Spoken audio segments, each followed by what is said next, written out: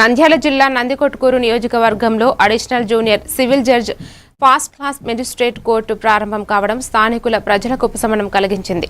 ఇంతవరకు చిన్న చిన్న కేసుల కోసం ఇతర పట్టణాలు కోర్టులకు వెళ్లాల్సి వచ్చేది కాగా ఇప్పుడు అనేక కేసులు ఇక్కడే పరిష్కారమయ్యే అవకాశం ఉందని జూనియర్ అడ్వకేట్ ప్రియాంక తెలిపారు.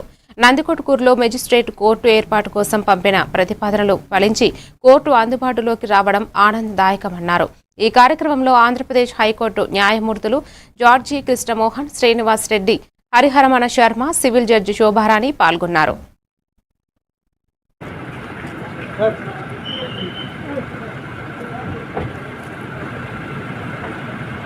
There is no additional burden to the government and as well as to the court. ఎందుకంటే బిల్డింగ్ ఈజ్ ఆల్రెడీ ఒక ఆఫీసర్ను స్టాఫ్ను పంపిస్తే చాలు. కావున మా యొక్క విన్నపం ఏమంటే ఇది ఇక్కడికి త్వరితగతిన ఉన్నతాధికారులు దాన్ని దృష్టిలో పెట్టుకొని హైకోర్టు జడ్జి వారికి, చీఫ్ జస్టిస్కు, అదేవిధంగా ముఖ్యమంత్రి చంద్రబాబు నాయుడు గారికి తెలియజేస్తూ మాకు త్వరలో కోర్టు శాంక్షన్ చేయవలసిందిగా విజ్ఞప్తి చేయడం.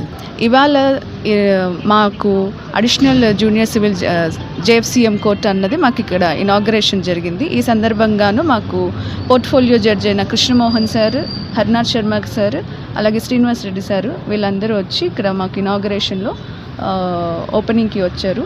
ఈ సందర్భంగా మేము చెప్పటం ఏంటంటే మాకు ఇక్కడ జిల్లా కోర్టు అన్నది ఒకటి కావాలి అని చెప్పేసి.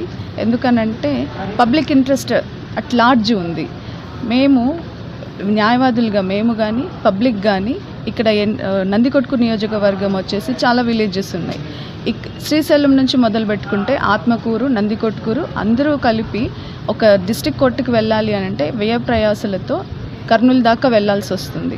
అందుకని చెప్పేసి మనకి ఇక్కడ బిల్డింగ్ అనేది ఒకటి అవైలబుల్గా ఉంది కాబట్టి గవర్నమెంట్ వాళ్ళకి సార్ చెప్పినట్లుగా అడిషనల్ బర్డెన్ అనేది లేదు.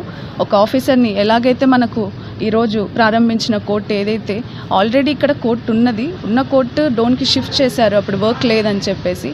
మళ్ళీ ఇప్పుడు మేము ఇది ఒక first step of our achievement towards achieving our bigger dream.